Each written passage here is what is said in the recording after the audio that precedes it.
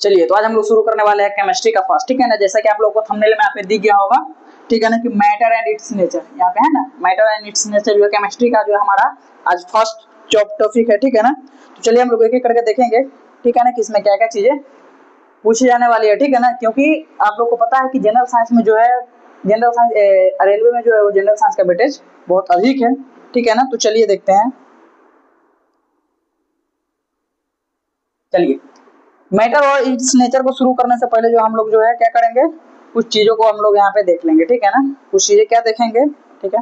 जैसे कि सबसे पहले रसायन विज्ञान का परिचय, ठीक है ना। रसायन विज्ञान क्या है, ठीक है, यानी केमिस्ट्री पढ़ रहे तो हम लोग को यह पता होना चाहिए कि केमिस्ट्री है क्या, केमिस्ट्री शब्द कहाँ से आया, केमिस्ट्री शब्द को लाया किसने, ठीक है ना, कब जो है केमिस्ट्री शब्द का निर्माण हुआ, यह सारा चीज, ठीक है। यहाँ पे देखिएगा कि केमिस्ट्री क्या है, विज्ञान की वह शाखा है जिसके अंतर्गत हम लोग पदार्थों का स्ट्रक्चर और प्रॉपर्टीज या दोनों के बारे में क्या करते हैं, पढ़ते हैं, ठीक है ना। यानी कि क्या पढ़ते हैं हम लोग, स्ट्रक्चर पढ़ेंगे यानी कि संरचना पढ़ेंगे, और प्रॉपर्टीज यानी कि जिसका गुण धर्म होता है उसके बारे में पढ़ा जाता है, ठीक है ना। 18वीं शताब्दी में जो है, डेट याद रखिएगा, 18वीं शताब्दी में जो है एंटोनी लेवोसियर, ठीक है ना, एंटोनी लेवोसियर जो है वो क्या किए थे, केमिस्ट्री शब्द को जो है बनाया था, ठीक है ना। इसीलिए इनको जो है क्या किया जाता है, फादर ऑफ मॉडर्न केमिस्ट्री बोला जाता है, ठीक है ना। फादर ऑफ मॉडर्न केमिस्ट्री किनको बोला जाता है, तो एंटोनी लेवोसियर को, ठीक है। यह बात आप लोग याद रखिएगा। अब रसायन शास्त्र जो वर्ड है, ठीक है ना, यह आया कैसे, ठीक है। तो यह जो है वह देखिए यहाँ पे क्या है, जो मिस्र होता है, ठीक है ना। मिस्र क्या है, मिस्र एक देश है, ठीक है ना। मिस्र एक देश है, तो मिस्र में जो है काली मिट्टी पाई जाती है, सॉरी मिस्र में जो है पाई जाने वाली जो मिट्टी है, ठीक है ना, यानी कि मिस्र में जो मिट्टी पाई जाती है उसे हम लोग क्या बोलते हैं, केमी। और केमी से ही जुड़ा हुआ है केमिस्ट्री, ठीक है ना। यानी कि इसका केमी का शाब्दिक अर्थ होता क्या है, काला, ठीक है ना। यानी कि जो है काला से क्या हुआ, इसका नाम जो है जुड़ा हुआ है, ठीक है ना। मिस्र में जो है एक मिट्टी पाई जाती है केमी, ठीक है ना, और उसी से जो है केमी से जो है क्या हुआ, केमिस्ट्री वर्ड जो है आया हुआ है, ठीक है। चलिए इसके बाद देखिएगा, सबसे पहले देखिएगा विज्ञान जो है, ठीक है ना, यानी कि हमारा जो केमिस्ट्री रसायन शास्त्र जो है, ठीक है ना, रसायन शास्त्र को क्या हुआ, 3 भागों में बांट दिया गया, ठीक है ना। सबसे पहला जो हमारा आ जाता है वह क्या है, भौतिक रसायन, ठीक है ना। दूसरा हमारा कार्बनिक रसायन, और तीसरा है हमारा अकार्बनिक रसायन, ठीक है ना। यानी फिजिकल केमिस्ट्री, ऑर्गेनिक केमिस्ट्री और इनऑर्गेनिक केमिस्ट्री, ठीक है। अब देखिए कि फिजिकल केमिस्ट्री यानी कि भौतिक रसायन क्या है, ठीक है ना। तो भौतिक रसायन क्या है, इसमें जो है आप किसी भी अणु के जो है क्या करेंगे, भौतिक गुण के बारे में पढ़ेंगे, ठीक है ना। अणु के भौतिक गुण के बारे में पढ़ा जाता है, ठीक है ना, जो हमारा फिजिकल केमिस्ट्री है, ठीक है ना। अब जैसे अब एग्जांपल इसका क्या होने वाला है, तो एग्जांपल क्या हो जाता है, जैसे कि पानी का जमना, ठीक है ना। पानी का जमना या क्या है, यह जो है भौतिक प्रक्रिया है, ठीक है ना। ये क्या होता है, भौतिक प्रक्रिया होता है, ठीक है ना। या फिर बर्फ का पानी बनना, ठीक है ना, यानी कि बर्फ से पानी बनना, यह क्या है, ये दोनों जो एक दूसरे के रिवर्सिबल है, ठीक है ना। यानी कि यह क्या होता है, अणु के भौतिक गुण को यह दर्शाता है। क्यों, क्योंकि पानी जो है, पानी का जमना, जैसे ही पानी जमेगा वह क्या हो जाएगा, बर्फ में बदल जाएगा, लेकिन बर्फ भी फिर पानी में आ जाएगा, ठीक है ना। यानी कि इसमें रासायनिक गुण जो है संलिप्तता नहीं होती है, ठीक है ना। इसीलिए इसको हम लोग क्या बोलते हैं, भौतिक रसायन बोलते हैं। उसके बाद हमारा आ जाता है कार्बनिक रसायन। चलिए देखिए कार्बनिक रसायन क्या होता है, ठीक है ना। तो कार्बनिक रसायन क्या होगा, तो कार्बनिक रसायन जैसे कि जिसमें कार्बन, ठीक है ना, कार्बनिक रसायन हो जाएगा जिसमें कार्बन और हाइड्रोजन, ठीक है ना, कार्बन और हाइड्रोजन, कार्बन और हाइड्रोजन वाले कंपाउंड के बारे में क्या किया जाता है, अध्ययन किया जाता है, ठीक है ना, पढ़ा जाता है। अब C2H6 है, इथेन हो जाता है। तो यह सब क्या है, इसमें क्या है, देखिए कार्बन है, हाइड्रोजन है, कार्बन है, हाइड्रोजन, ठीक है ना। कार्बन और हाइड्रोजन वाले कंपाउंड के बारे में हम लोग अध्ययन करेंगे किसमें, तो कार्बनिक रसायन, ठीक है। इसके बाद हमारा आ जाता है अकार्बनिक रसायन, ठीक है ना। तो इसी का उल्टा हो जाएगा, अकार्बनिक रसायन में क्या होता है, ठीक है ना, इसमें जो भी कंपाउंड होते हैं, ठीक है ना, कार्बन और हाइड्रोजन के कंपाउंड को छोड़कर उसके बारे में अध्ययन किया जाता है, ठीक है ना। जैसे कि क्या हो जाएगा, जैसे कि अब H2O लिख देते हैं, ठीक है ना, यानी कि जल हो गया ना, अकार्बनिक रसायन के अंतर्गत आता है, ठीक है ना। H2O क्या हो गया, या फिर अगर देखिएगा तो HNO3, ठीक है ना, HNO3 हो जाता है ना, KCl, यह सब क्या है, यह सब जो है अकार्बनिक रसायन के अंतर्गत आता है, ठीक है। तो जिसमें कार्बन और हाइड्रोजन वाले कंपाउंड की के बारे में अध्ययन किया करेंगे हम लोग, उसको हम लोग क्या बोलेंगे, कार्बनिक रसायन। और जिसके बारे में जिसमें कार्बन हाइड्रोजन वाले जो नहीं रहेंगे, ठीक है ना, उसमें हम लोग क्या बोलेंगे, अकार्बनिक रसायन, ठीक है ना। चलिए देखिएगा इसके बाद जो हमारा आ जाता है, अब देखिएगा मैटर, ठीक है ना। अब यहाँ पे आते हैं हम लोग मैटर पे, कि मैटर क्या है, ठीक है। तो मैटर जैसे कोई भी ऑब्जेक्ट है, ठीक है ना, जो क्या करता है, जो कुछ स्थान घेरता है, क्या करेगा, स्थान घेरता है, ठीक है ना, और उसमें क्या होना चाहिए, उसमें वजन होता है, ठीक है ना, यानी कि कोई भी वस्तु जो कुछ स्थान घेरे और उसमें कुछ ना कुछ वजन होना चाहिए, ठीक है ना, मास होना चाहिए, वह क्या होता है, मैटर होता है, ठीक है ना, पदार्थ होता है। और मैटर जैसे कि किसी भी चीज को आप लिख सकते हैं, ठीक है ना, कोई भी ऑब्जेक्ट, अब जैसे कि लकड़ी लिख देते हैं, ठीक है ना, लकड़ी हो गया, ठीक है। उसके बाद देखिएगा पेन हो गया, ठीक है ना, यानी कि कलम, किताब हो गया, ठीक है ना, पानी हो गया, या फिर कोई गैस हो गया, ठीक है ना, मान लीजिए कि हाइड्रोजन,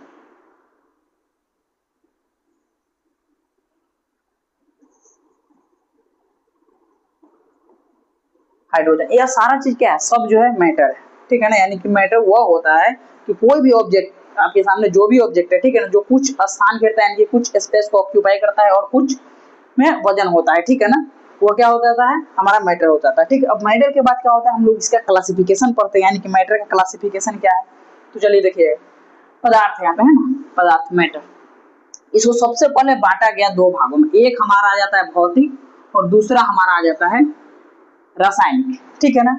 अब सबसे पहले हम लोग देखेंगे जो हमारा भौतिक वर्गीकरण है, ठीक है ना, वह क्या है, तो भौतिक में जो है तीन है, ठीक है ना, ठोस है, द्रव है और गैस, यानी कि भौतिक वर्गीकरण में जो है भौतिक को तीन भागों में बांट दिया गया, एक हमारा आ जाता है ठोस, दूसरा द्रव और तीसरा गैस, ठीक है ना। यह हो गया हमारा फिजिकल क्लासिफिकेशन जो हो गया वो, ठीक है ना। अब आइएगा केमिकल में, ठीक है, फिजिकल में कम है लेकिन केमिकल में क्या है, ज्यादा है। अब केमिकल में जो भी है, ठीक है ना, यानी रासायनिक वर्गीकरण जो पदार्थ का हुआ, तो सबसे पहला जो है वो क्या था, शुद्ध पदार्थ और दूसरा मिश्रण, ठीक है ना, यानी सबसे पहला हमारा क्या जाता है, शुद्ध पदार्थ और दूसरा मिश्रण। पहले मिश्रण को जान लेते हैं कि मिश्रण में क्या होता है, एक समांग मिश्रण होता है और दूसरा विषमांग मिश्रण होता है, ठीक है ना, नहीं सेम रेशियो प्रोपोर्शन में मिल जाएगा तो समांग, ठीक है, और सेम रेशियो प्रोपोर्शन में नहीं रहेगा तो विषमांग, ठीक है ना। उसी प्रकार हमारा जब शुद्ध आ जाता है, ठीक है ना, शुद्ध पदार्थ को क्या चीज में, तो एक तो हमारा आ गया एलिमेंट, ठीक है ना, जैसे कि आप लिखते हैं ना हाइड्रोजन, ऑक्सीजन, ठीक है ना, कार्बन, यह सब क्या होता है, यह सब जो है एलिमेंट है, ठीक है ना। लेकिन जैसे ही आ जाते हैं उसके बाद हमारा क्या है, कंपाउंड है, यानी कि शुद्ध पदार्थ को एक तो एलिमेंट के एक एलिमेंट में बांटा है और दूसरा कंपाउंड में, अब जैसे कि लिख देते हैं H2O, CO2, ये सब क्या है, ये सब कंपाउंड है, ठीक है ना।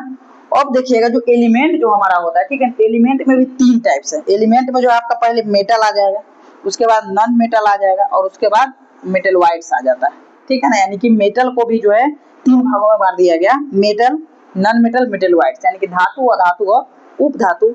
उसी प्रकार जो यौगिक होता है, ठीक है ना, यौगिक में भी दो है, ठीक है ना, एक तो हमारा हो जाता है कार्बनिक यौगिक और दूसरा अकार्बनिक यौगिक, जिसको कि मैंने अभी सब पहले बताया गया, ठीक है ना, चेंजेज में, ठीक है। तो हमारा जो कंपाउंड होता है उसमें दो आ जाता है, ठीक है ना, कंपाउंड को भी दो भागों में बांट दिया गया, एक यौगिक है और एक कार्बनिक है और दूसरा अकार्बनिक है, ठीक है। इसके बाद देखिएगा सबसे पहले हमारा क्या है, ठोस है, ठीक है ना, द्रव है और गैस है, यानी कि जो भौतिक अवस्था था, ठीक है ना, अभी जस्ट अभी आप देखें कि भौतिक अवस्था को क्या किया गया है, तीन भागों में बांटा गया है, ठीक है, और तीन भाग क्या है, ठोस है हमारा, द्रव है और गैस है, ठीक है ना। और ठोस द्रव गैस क्या होता है, तो देखिए जो ठोस होगा, ठीक है ना, इसका आकार और आयतन, ठीक है ना, इसका आकार और आयतन, आयतन क्या रहेगा, निश्चित रहेगा एकदम, ठीक है ना, आकार और आयतन क्या होता है, निश्चित होता है, फिक्स होता है, ठीक है ना। अब जैसे कैसे निश्चित होता है, अब मान लीजिए कि कोई लकड़ी है, ठीक है ना, लकड़ी है, अगर इसको किसी बर्तन में रख दीजिएगा तो ऐसा थोड़ी कि अपना शेप बदल लेगा, ठीक है ना। या फिर लकड़ी के बाद अगर किताब ही है, ठीक है ना, किताब को अगर आप किसी चीज में रख दीजिएगा तो क्या होगा, ये भी अपना शेप नहीं बदलेगा, यानी कि इसका शेप और वॉल्यूम दोनों क्या होता है, फिक्स होता है। लेकिन वही जब लिक्विड में आइएगा, ठीक है ना, यानी कि द्रव में जब आइएगा तो द्रव क्या होता है, तो द्रव का जो है आयतन तो निश्चित होता है, ठीक है ना, आयतन क्या होता है, निश्चित होता है, ठीक है, यानी कि एक लीटर पानी है तो 1 लीटर है, लेकिन आकार जो है वो क्या होता है, अनिश्चित होता है, आकार क्या हो जाएगा, आकार इसका अनिश्चित होता है। कैसे होता है, अब मान लीजिए कि लिक्विड क्या है, पानी है, ठीक है ना, अब पानी को अगर ग्लास में रख देते हैं, ठीक है ना, पानी हो गया, पानी हो गया या फिर तेल हो गया, कुछ भी हो गया, ठीक है ना, अगर इसको ग्लास में रख देंगे तो ग्लास का शेप ले लेगा, बोतल में रखेंगे बोतल का शेप ले लेगा, किसी भी दूसरा ऑब्जेक्ट में रखेंगे वो उस ऑब्जेक्ट का शेप ले लेता है, ठीक है, तो इसीलिए इसका आकार हमेशा क्या रहता है, अनिश्चित होता है, ठीक है। इसके बाद हमारा गैस आ जाता है, ठीक है ना। तो गैस में क्या होता है, तो इसमें आयतन और आकार, ठीक है ना, इसमें आयतन और आकार दोनों क्या होता है, अनिश्चित होता है, ठीक है ना। इसमें आयतन भी अनिश्चित होता है और आकार भी अनिश्चित होता है, ठीक है ना। यानी कि ये भी अलग से ले रहेगा और आयतन में भी फिक्स नहीं रहेगा, ठीक है, जितना रखिएगा उतना एग्जैक्ट नहीं रह पाता है, ठीक है ना। तो यह क्या हो गया, हमारा गैस हो गया, ठीक है ना। अब गैस क्या होगा, अब गैस जैसे कि हाइड्रोजन हो गया, ठीक है, ऑक्सीजन हो गया, कार्बन हो गया, ठीक है। तो ये सारा चीज क्या है, गैस है, ठीक है। अब देखिएगा कि जो पदार्थ का अवस्था होता है, ठीक है ना, वो दिखता कैसा है, ठीक है ना। इस तीनों जो फिगर आपको दिख रहा है, ठीक है ना, इसमें क्या दिखाने का प्रयास किया जा रहा है। सबसे पहले तो देखिए ये जो सॉलिड होता है, ठीक है ना, इसका जो पार्टिकल्स होता है, ठीक है ना, ये जो पार्टिकल्स है ये सब क्या है, पार्टिकल्स है, ये क्या है, ये एकदम क्लोजली पैक्ड है एक दूसरे से, ठीक है ना, क्या है, एकदम क्लोजली पैक्ड है, ठीक है ना। इसके वजह से जो है ये तरल नहीं होता है, बह नहीं पाता इधर उधर, ठीक है ना, जहाँ पे रखेंगे वहां पे रहेगा एकदम फिक्स। ये क्या होता है, इसका जो पार्टिकल्स है, ठीक है ना, ये एक दूसरे से क्लोजली पैक्ड यानी कि बंधा हुआ है, ठीक है ना। और उस बल को क्या बोला, अंतर आणविक बल बोलते हैं, ठीक है, इंटरमोलिकुलर फोर्स, उससे जो है क्या है, पूरी तरह से बंधा हुआ है। लेकिन वही जब द्रव में आप आते हैं, ठीक है ना, तो द्रव में देखिएगा ये क्या है, इसका जो ये लूजली पैक्ड है, ठीक है ना, क्लोजली नहीं, ये लूजली है, यानी कि ये जो है कम है, ठीक है ना। क्यों, क्योंकि इसको जब रखिएगा तो क्या होता है, इसका कोण इधर उधर हो जाता है, ठीक है ना, यानी कि एक जगह रखेंगे तो यह दूसरे जगह पे फैल सकता है, ठीक है ना। तो यह हो गया हमारा द्रव। लेकिन वही जब गैस को देखिएगा, ठीक है ना, तो इसका एकदम वेरी लूजली होता है, ठीक है ना, एकदम, यानी कि एक यहाँ पे, एक यहाँ पे, एक यहाँ पे, एक यहाँ पे, यहाँ पे, यानी कि यह क्या होता है, जिसको एक जगह रखिएगा एक जगह पे नहीं, यानी कि यह फैलेगा भी नहीं, ठीक है, उड़ जाता है, ठीक है। तो यहाँ पे यह दिखा रहा है कि जो पार्टिकल्स है, ठीक है ना, ये तीनों का, ठोस का, द्रव का और गैस का, ठीक है, यह पार्टिकल्स को दिखा रहा है, ठीक है। चलिए इसके बाद हम लोग देखते हैं जो ठोस, द्रव और गैस है, ठीक है, उसका कुछ सामान्य गुण होता है, ठीक है ना। अब गुण क्या होता है देखिएगा, तो जब जो गतिज ऊर्जा है, ठीक है ना, ठीक, यह क्या होगा, यह गैस में सबसे ज्यादा होगा, उससे कम द्रव में होगा और उससे कम ठोस में होता है, ठीक है। जो गतिज ऊर्जा होता है वो सबसे ज्यादा अगर किसी में होगा तो वह गैस में होगा, उससे कम द्रव में होगा और उससे कम ठोस में होगा, ठीक है। उसी प्रकार हमारा जो घनत्व आ जाता है, ठीक है ना, डेंसिटी, वह क्या होता है, वह ठोस में सबसे ज्यादा होता है, घनत्व ठोस में बहुत ज्यादा होता है और उससे कम द्रव में होता है और सबसे कम जो है वो गैस में होता है, ठीक है। इसके बाद हमारा आ जाता है अंतराण्विक आकर्षण बल, ठीक है ना, इंटरमोलिकुलर अट्रैक्शन फोर्स, ठीक है। यह क्या होता है, ठोस में सबसे ज्यादा होता है, द्रव में कम होता है और गैस में सबसे कम होता है, जैसा कि यही चीज अभी हमने पीछे आपको बता रहा था, ठीक है ना, कि ठोस में सबसे ज्यादा होगा, द्रव में कम होगा और गैस में सबसे कम होता है, ठीक है। अंतराण्विक स्थान, ठीक है ना, यानी कि दो पार्टिकल्स के बीच में जो स्पेस होता है, ठीक है ना, इसमें भी एक मिनट देखिएगा, यहाँ पे देखिएगा आपको क्या हो रहा है, दोनों के बीच में क्या दिख रहा है, गैप दिख रहा है ना, पार्टिकल्स के बीच में, यानी कि यह होता है कि जो पार्टिकल्स होता है किसी भी मैटर का, उसके बीच में जो खाली स्थान होता है, ठीक है ना, यानी कि उसके बीच में खाली स्थान होता है, समझ गए। यह चीज यहाँ पे यह भी चीज दिख रहा है, ठीक है ना। चलिए देख लिया, अब खाली स्थान कैसे होता है, तो यहाँ पे देखिएगा, अब पानी में चीनी डालते हैं, ठीक है, तो चीनी घुल जाता है ना, तो चीनी घुल के कहाँ गया, वो क्या किया, जो पानी का जो पार्टिकल्स था, ठीक है ना, जहाँ पे खाली स्थान था उसी में जाके जो है भरता है, ठीक है ना। अब कहिएगा कि अब सॉलिड में तो पानी नहीं जाएगा, ठीक, तो जब भी देखिएगा कोई भी जो लोहा हुआ का जो सबस्टांस होता है, ठीक है ना, लोहा हुआ जो होता है, रेल का पटरी सब होता है, देखिए गर्मी के दिन में क्या होता है, वो फैल जाता है, ठीक है ना, और ठंडा के दिन में सिकुड़ जाता है। तो फैलता सिकुड़ता क्यों है, जब इसके बीच में जगह ही नहीं रहेगा तो थोड़ा फैलेगा सिकुड़ेगा, अगर जगह नहीं रहेगा तो क्या हो जाएगा, टूट जाएगा वो, ठीक है। तो इसीलिए जो है इसमें भी खाली स्थान होता है, ठोस में भी, द्रव में भी और गैस में भी, यानी कि पूरे मैटर में जो मैटर का जो भी पार्टिकल्स है वो सबके एक दूसरे के बीच में कुछ ना कुछ खाली स्थान होता है, ठीक है। चलिए इसके बाद देखिएगा हमारा जो प्रत्यास्था होता है उसमें वो क्या होता है, वो ठोस में सबसे ज्यादा होगा, उससे कम द्रव में होगा, उससे कम गैस में होगा, ठीक। सुसंजक बल हमारा आ जाता है, वो ठोस में ज्यादा होगा, द्रव में कम है और गैस में सबसे कम है। उसके बाद आ जाता है हमारा विसरण, विसरण सबसे ज्यादा गैस में है, ठीक है ना, क्योंकि फैलता यह सबसे ज्यादा है, उससे कम द्रव में है और सबसे कम ठोस में, ठीक है ना, 9 के बराबर। उसके बाद हमारा आ जाता है संपीड्यता, संपीड्यता भी क्या होता है, गैस में सबसे ज्यादा होता है, द्रव में उससे कम होता है और ठोस में उससे कम होता है। तो यह हमारा था कुछ जो सामान्य गुण जो होता है ना, ठीक है, यानी कि ठोस, द्रव और गैस, ठीक है ना, यह तीनों को जो यहाँ पे कंपेयर करके लिखा हुआ है, ठीक है। तो इस चीज को आप लोग देख लीजिएगा।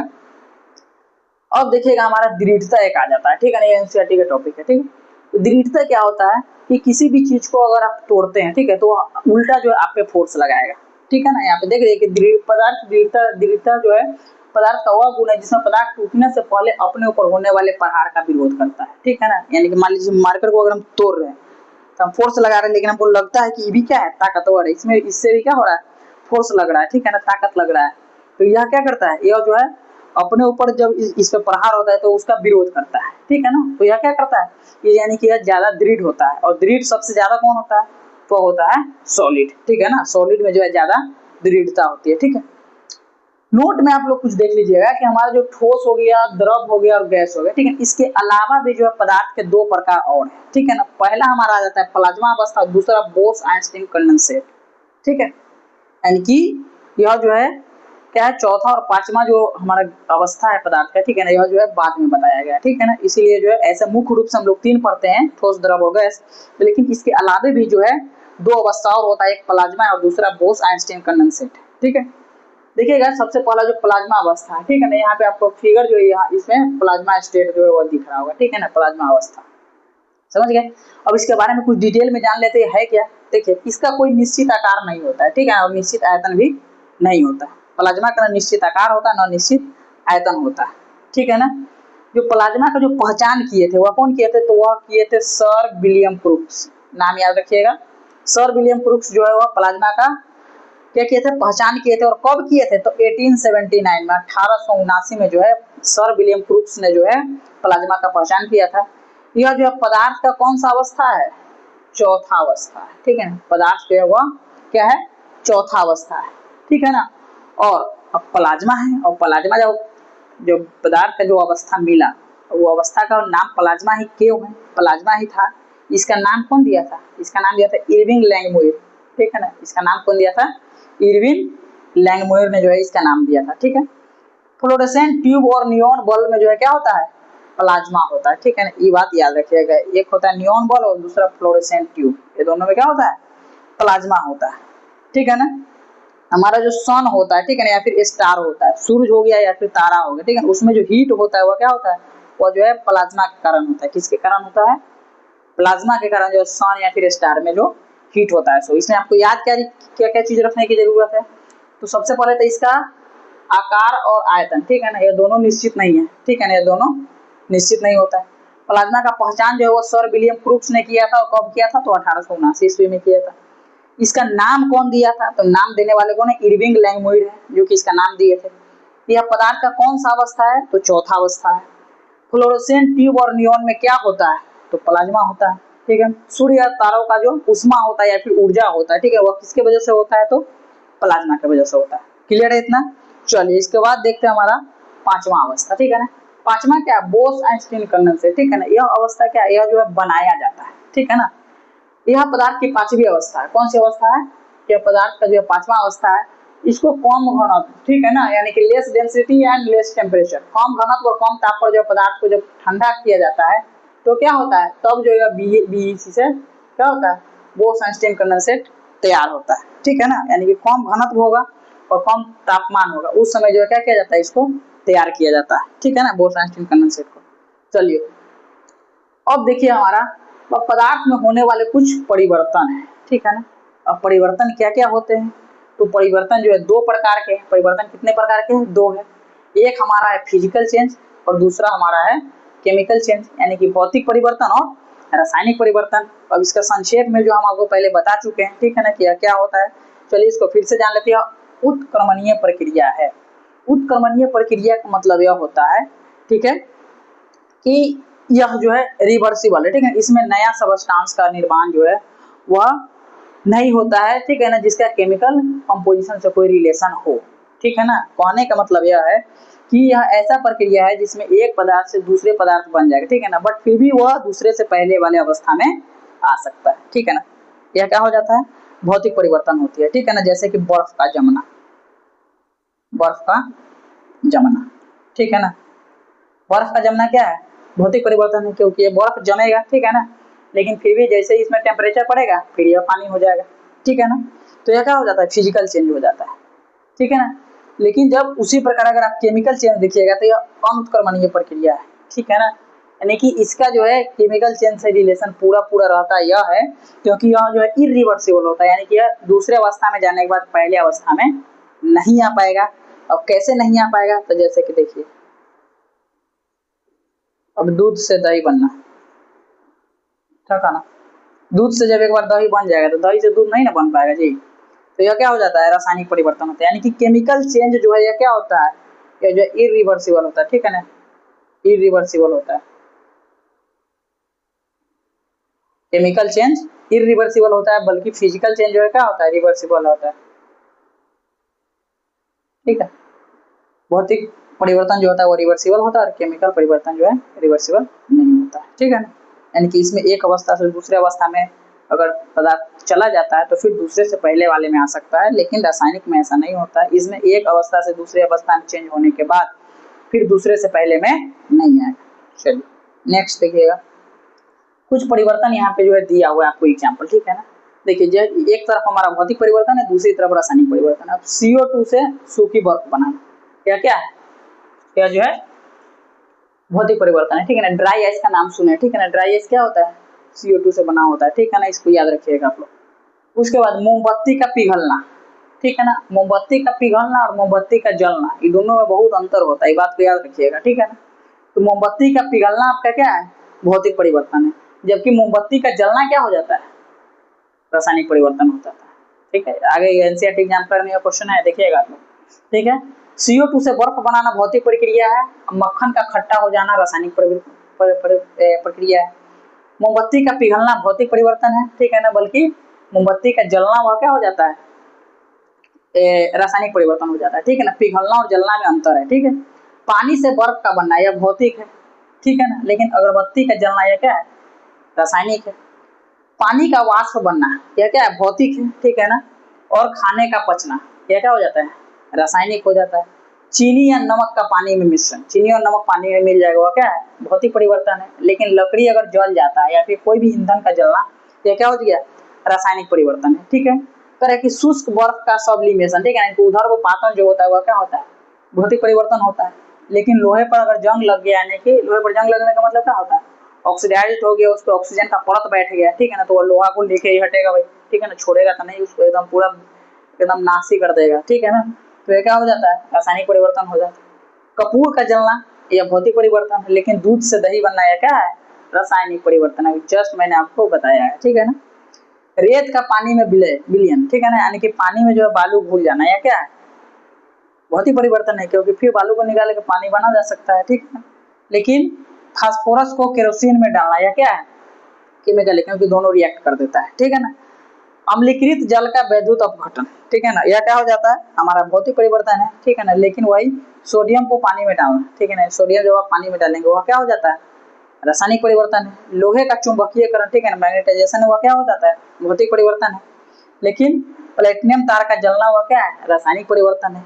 कई पदार्थ का किण्वन द्वारा द्रवित पेट्रोलियम गैस का दहन, ठीक है ना, दहन यानी कि जलना, यह क्या हो जाता है, रासायनिक परिवर्तन हो जाता है, ठीक है। यानी कि भौतिक परिवर्तन में आपका जो भी दिया हुआ है, ठीक है, यह जो है दूसरे अवस्था में जाकर पहले में आ सकता है, लेकिन रासायनिक में जो दिया हुआ है यह दूसरे में जाकर पहले में नहीं आ सकता, ठीक है। मोमबत्ती पिघल जाएगा तो फिर मोमबत्ती बन सकता है, लेकिन जलने के बाद नहीं बन सकता है, ठीक है। तो यह जो है ईद आप लोग याद ही रखिएगा, ठीक है ना, मोमबत्ती का पिघलना और मोमबत्ती का जलना, ठीक है ना, समझ गए इतना। चलिए इसके बाद देखिएगा, देखिए नोट में कुछ आपको दिया हुआ है यहाँ पे, मोमबत्ती के जलने में क्या होता है, भौतिक परिवर्तन एवं रासायनिक परिवर्तन दोनों परिवर्तन होता है, ठीक है ना। मोमबत्ती जो जल रहा है, ठीक है ना, तो क्या हो रहा है, इसमें भौतिक और रासायनिक दोनों हो रहा है, ठीक है ना, यानी पहले भौतिक हो रहा है और फिर रासायनिक हो रहा है, तो रासायनिक के बाद तो फिर भौतिक में आएगा नहीं, ठीक है। चलिए तो देखिए जलना उदाहरण है रासायनिक परिवर्तन का। मोमबत्ती के जलते समय कौन सा परिवर्तन होता है, ठीक है, तो जलते समय जो है वह क्या होता है, भौतिक और रासायनिक दोनों होता है, जल गया रासायनिक परिवर्तन, ठीक है। चपाती का बेलना एवं सेकना किस परिवर्तन का उदाहरण है, तो चपाती बेला गया यानी कि भौतिक है, यानी कि बेलते समय अगर टूट जाएगा तो फिर से वो आटा बन सकता है, लेकिन जब सीखा गया यानी कि रासायनिक परिवर्तन हो गया, ठीक है। इसी प्रकार भौतिक अवस्था में परिवर्तन लाया जा सकता है, क्या करके, ऊर्जा देकर या फिर ऊर्जा निकाल, ठीक है ना। भौतिक अवस्था में परिवर्तन क्या दीजिएगा, अब कैसे ऊर्जा दीजिएगा, ठीक है ना।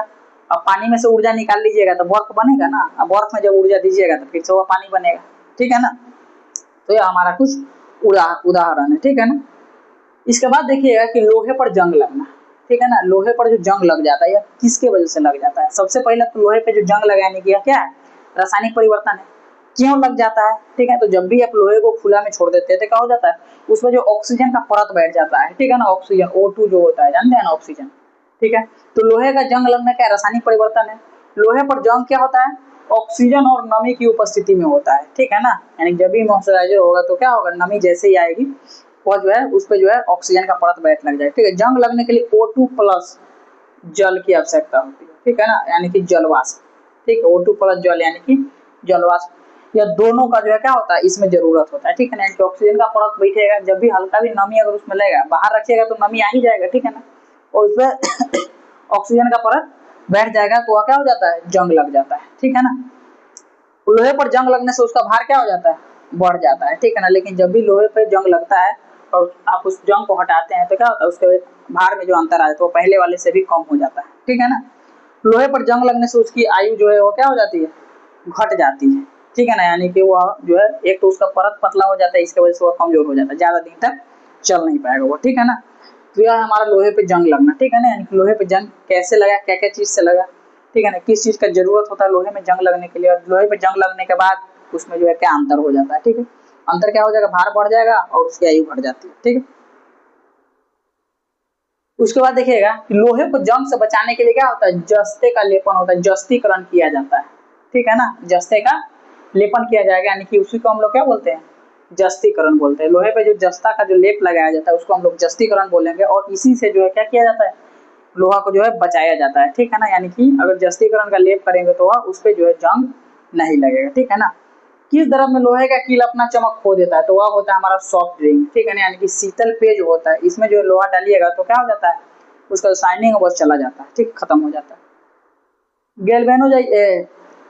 गैल्वेनाइजेशन से जो है इसे बचाया जा सकता है, किसको, लोहा को, ठीक है ना। यानी कि लोहा को जो है गैल्वेनीकरण से बचाया जा सकता है, समझिए।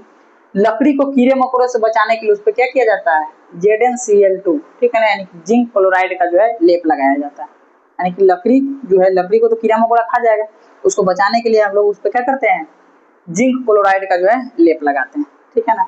जस्ते की कमी धान में जो है क्या होता है, खैरा रोग होता है। देखिए जस्ता का अगर कमी हो जाएगा तो धान में कौन सा रोग हो जाएगा, खैरा रोग हो जाता है, ठीक है, याद रखिएगा इसको। लवण युक्त जल पर जंग लगने की प्रक्रम दर को बढ़ा देता है, ठीक है ना। देखिए क्या कर रहा है कि लवण युक्त जो जल होगा, ठीक है ना, वो जंग लगने का जो प्रक्रम है वो क्या करता है, तेज कर देता है, ठीक है ना, बड़ी स्पीड में करता है, समझ गए इतना। तो यह था हमारा जो है केमिस्ट्री का जो आज तो था, और मैटर इट्स नेचर का जो है फर्स्ट क्लास था। इसमें आपको जो है जो इंट्रोडक्शन ऑफ केमिस्ट्री, ठीक है, यानी कि रसायन शास्त्र का जो परिचय है वो अभी जो है आपको फर्स्ट में दिखाई दे दिया होगा, ठीक है। यहाँ पे जो है रेलवे फाउंडेशन के लिए जो है जनरल साइंस का पूरा टॉपिक कवर कराया जाएगा, क्योंकि जनरल साइंस से जो बहुत ज्यादा क्वेश्चन आने वाले हैं, क्योंकि उसका वेटेज ज्यादा होता है, ठीक है ना। तो उसका सारा क्लास जो है आपको एक एक करके जो है यहाँ पे मिल जाएगा, और सारा चीजें जो है वो यूट्यूब पे फ्री अवेलेबल है, ठीक है ना, सभी के लिए। मैथ्स के लिए सर है, ठीक है, जनरल अवेयरनेस भी सर पढ़ाएंगे, रीजनिंग के लिए भी सर है, और जनरल साइंस तो आप पढ़ ही रहे हैं, ठीक है ना। तो सारा कंटेंट जो है आपको जो है पहले दे दिया जाएगा, ठीक है, और वो भी पूरा डिटेल में। आपको यहाँ से पढ़ने के बाद आपको कहीं पे जाने की जरूरत नहीं है, ठीक है। तो इसीलिए जल्दी से आप लोग जो है सभी लोगों को जो मेरिटोरा एजुकेशन में जोड़िए, ठीक है ना, अपने जो भी आपके जो फ्रेंड है, रिलेटिव है, सर्किल है, ठीक है ना, वो सब में, ठीक है। और एक बात नहीं भूलिएगा, वह क्या है, वो है मेरिटोरा एजुकेशन का जो है टेलीग्राम चैनल, ठीक है ना। टेलीग्राम चैनल में आपको क्या मिलेगा, ठीक है, तो इसमें आपको मिलेगा डेली PDF, ठीक है ना, डेली PDF आपको मिलने वाला है, ठीक है। इसीलिए जो है मेरिटोरा एजुकेशन को क्या करिए, टेलीग्राम पे जाइए और मेरिटोरा एजुकेशन चैनल पे जो है जुड़ जाइए। इससे जो है सारे सब्जेक्ट का जो आपको डेली का जो PDF होता है, नोट्स होता है, वो सब आपको क्या हो जाएगा, मिल जाएगा, ठीक है ना, ठीक है।